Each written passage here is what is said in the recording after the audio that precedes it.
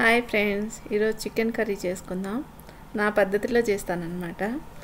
బాగా వాటర్ వేసి 2 టైమ్స్ బాగా కడుక్కొని అది బాయిల్ చేసుకోవాలన్నమాట. 2 స్పూన్ల సాల్ట్ వేసుకొని 1 స్పూన్ పసుపు వేసుకోవాలి. ఇది మేము మా ఇంట్లో స్నూపీ ఉంది కాబట్టి 2 కేజీలు తెచ్చుకున్నాం. దానికి కూడా పెట్టాలి కదా పాపం, అందుకనేసి నేను దీంట్లోనే ఉడకబెట్టేసి బాగా బాయిల్ చేసేస్తానన్నమాట. దానికి స్నూపీకి వండుకొని బాగా మెత్తని పీసెస్ అన్నీ తీసి మళ్ళీ దానికి పెడతాను. ఇట్లా బాగా కడుక్కొని మంచి వాటర్ అన్నీ వంచేసేయాలన్నమాట. నేను మళ్ళీ వేరే వాటర్ వేయను దానికి, అట్లే స్టవ్ పైన పెట్టేస్తాను.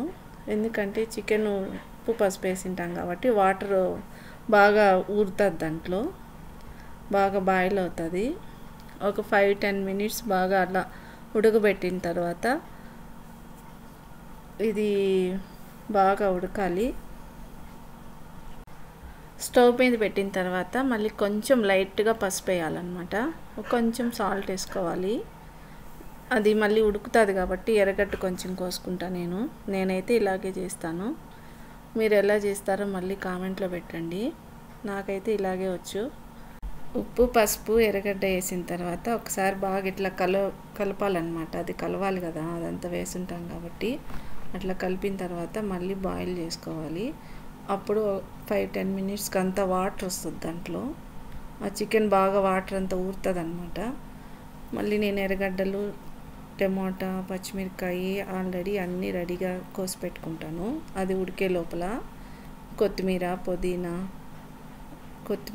పుదీనా, తెల్లగడ్డ, అల్లము, తెల్లగడ్డ మిక్సీకి వేసి పెట్టుకున్నాను ఆల్రెడీ.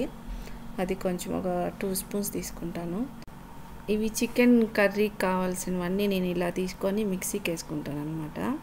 ఇవి కొంచెం దోరగా వేయించుకోవాలి. ఇప్పుడు పెనంలో వేసుకొని జీలకర్ర, మిరియాలు, ధనియాలు, చెక్క, లవంగము, ఏలక్కలు, ఎండుమిరపకాయలు ఇవన్నీ కూడా నేను బాగా అలా పెనంలో వేసుకొని కొంచెం దోరగా వేయించుకుంటాను.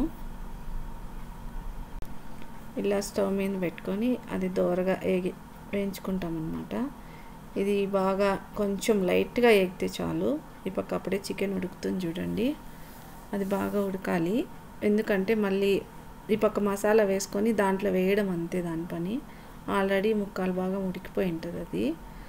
మళ్ళీ ఒకసారి అలా కలిపితే పైన అంతా ఉడకకన్నా ఉంటుంది కదా. నేను అసలు వాటరే వేయలేదు, చికెన్ కడిగిన వాటరే అవి. బాగా ఊరుతాయి ఉప్పు పసుపు వేస్తాం కాబట్టి. అదంతా ఊరిన తర్వాత అసలు మళ్ళీ నేను వాటరే వేసుకోను అనమాట దానికి, చికెన్కి.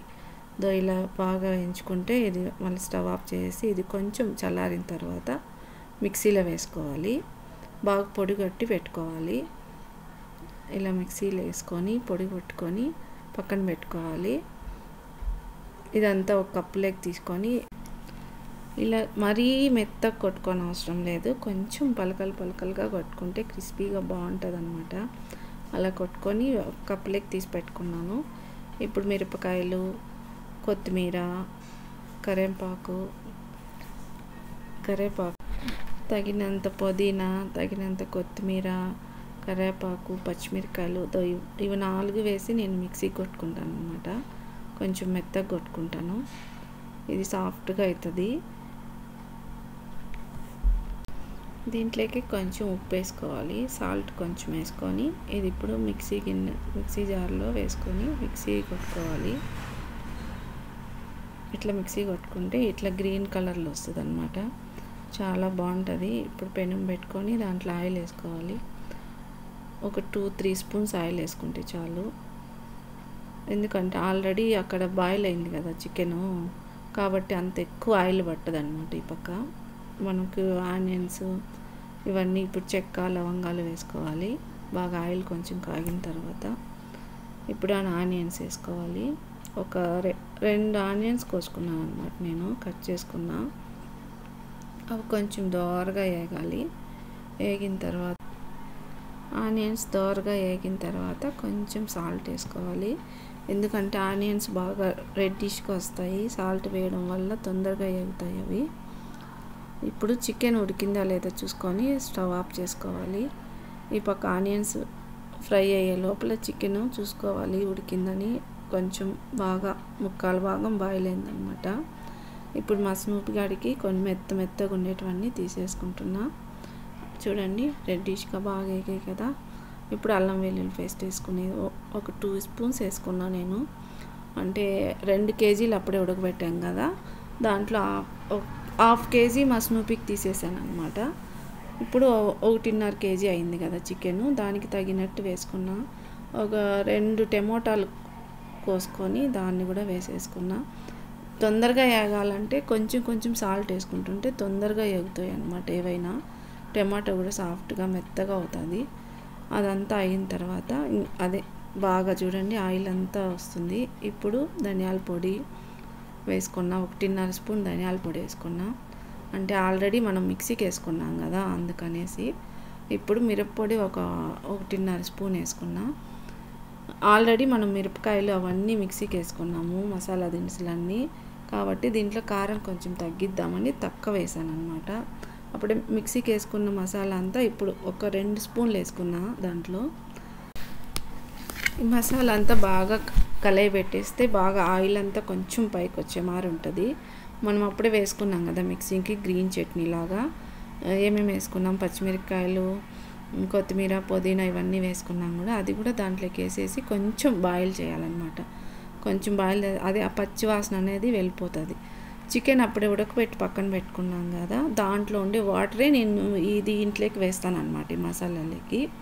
అది బాగా ఇలా ఉడికిన తర్వాత ఆయిల్ అంతా పైకి వచ్చి ఎంత బాగుంది చూడండి కలరు. ఈ చికెన్ బాయిల్ చేసిన చికెన్ తీసి ఆ పెనంలో వేసేస్తాను అనమాట మసాలాలో. ఇవి బాగా ఉడకాలి. కొంతసేపు ఉడికితే ఈ మసాలా అంతా చికెన్కి పడుతుంది అనమాట, బాగా టేస్టీగా ఉంటుంది. అప్పుడు ఇవన్నీ బాగా పట్టిన తర్వాత మనం కొంచెం సాల్ట్ చూసుకోవాలి, ఎందుకంటే ఒక 2-3 టైమ్స్ వేసాం కదా, దానివల్ల టేస్ట్ చూసుకోవాలి. మళ్ళీ కొంచెం సాల్ట్ వేసుకొని మిరియాల పొడి కొంచెం వేసుకున్నా. మాకు మామూలుగా మా ఇంట్లో మా పిల్లలు అందరూ ఎలా తింటారంటే కొంచెం కారంగా తింటారనమాట. నేను అందుకే ఎక్కువ కారం వేస్తున్నాను, మీరు చూసి వేసుకోండి. మీకు నచ్చితే తగ్గించుకోండి, దాంట్లో కారం ఎక్కువ అనిపిస్తే కొంచెం తక్కువ వేసుకోండి. మళ్ళీ కొత్తిమీర చల్లుకున్నాను అనమాట దానికి లాస్ట్లో. ఈ కర్రీకి కాంబినేషన్ సంగటి చేసుకోండి, చాలా టేస్టీగా ఉంటుంది. ఒకసారి ట్రై చేసి చూడండి, మీరు కూడా ట్రై చేయండి, బాగా నచ్చుతుంది, చాలా బాగుంటుంది. లైక్ చేయండి, ఫాలో చేయండి.